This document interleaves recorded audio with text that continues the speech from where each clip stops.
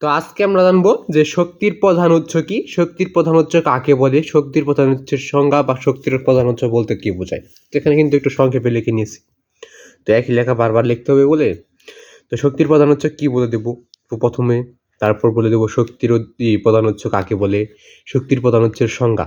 তো নিচে কিন্তু উত্তরটা দেওয়া আছে, উত্তরটা দেখার আগে তোমরা চ্যানেল নতুন হয়ে থাকলে চ্যানেলটাকে সাবস্ক্রাইব করবে, অনুসরণ করবে, ভিডিওতে একটা লাইক করবে। যদি আরও কোনো প্রশ্ন তো লাগে তো অবশ্যই কমেন্ট বক্সে বলে দেবে যে তোমাদের কোন ক্লাসের কোন প্রশ্নটা লাগবে। তোমাদের যেটা লাগবে ওইটাই তো দিয়ে দেবো, তোমাদের যেটা লাগবে ওইটা অবশ্যই কমেন্ট বক্সে বলে গেলেই তোমাদেরকে উত্তরগুলো দিয়ে দেওয়া হবে।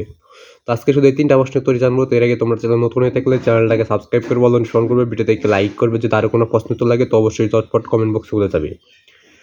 তো আজকে শুধু এই একটা প্রশ্নের উত্তরই জেনে দেবো যে শক্তির প্রধান উৎস কি বা শক্তির প্রধান উৎস কাকে বলে এবং শক্তির প্রধান উৎসের সংজ্ঞা। তো এই উত্তরটা আমরা জেনে নেবো। তো এর আগে তোমরা চ্যানেল নতুন হয়ে থাকলে চ্যানেলটাকে সাবস্ক্রাইব করবে, অনুসরণ করবে, ভিডিওতে একটা লাইক করবে এবং যদি কোনো প্রশ্নের দরকার হয়, যে প্রশ্নরই দরকার হবে ওইটা অবশ্যই কমেন্ট বক্সে বলে গেলে তোমাদেরকে দিয়ে দেওয়া হবে। তো তোমাদের যেটা লাগবে ওটা অবশ্যই কমেন্ট বক্সে বলে যাবে। তো আজকে আমরা দেখি নেই যে শক্তির প্রধান উৎস কাকে বলে বা শক্তির প্রধান উৎস কি বা শক্তির প্রধান উৎসের সংজ্ঞা বা এটার উত্তরটা দেখে নেওয়া যাক। উত্তর দেখার আগে সকলে এই চ্যানেলটাকে সাবস্ক্রাইব করে নেবে। তোমাদের একটা করে সাবস্ক্রাইব কিন্তু আমার নতুন ভিডিও করার অনুপ্রেরণা যোগায়, তাই সকলে একটা করে সাবস্ক্রাইব করবে এবং অল নোটিফিকেশন অন করে রাখবে।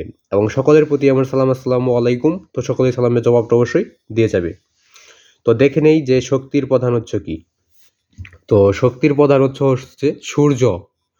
সূর্যই হলো শক্তির প্রধান উৎস। সূর্য থেকেই কিন্তু শক্তি উৎপন্ন হয়। কিভাবে সম্ভব? সূর্য থেকে গাছপালা খাদ্য তৈরি করে, ওখান থেকে তারা শক্তি পায়। গাছ থেকে পশু পাখি জীবজন্তু এগুলাই পায়। তারপর আমরা গাছ থেকে পাই, যেমন গাছ হিসেবে কিন্তু ধরা যায় যেমন এই যে ধান গাছ রয়েছে, এটাও কিন্তু গাছ। তো এখান থেকে আমরা খাদ্য পেয়ে থাকি। আবার বিভিন্ন গাছের থেকে কিন্তু আমরা খাদ্য পেয়ে থাকি এবং জীবজন্তুর মাংস, তারপর গরুর দুধ এগুলো কিন্তু আমরা খেয়ে থাকি। তো মূল শক্তি কী তাহলে? সূর্য।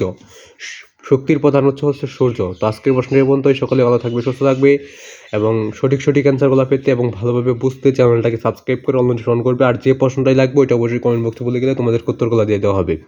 আর সকলে চ্যানেলটাকে সাবস্ক্রাইব করে অনুসরণ করে রাখবে। তো আজকে এখানে বিদায় নিচ্ছি। খুদা হাফেজ।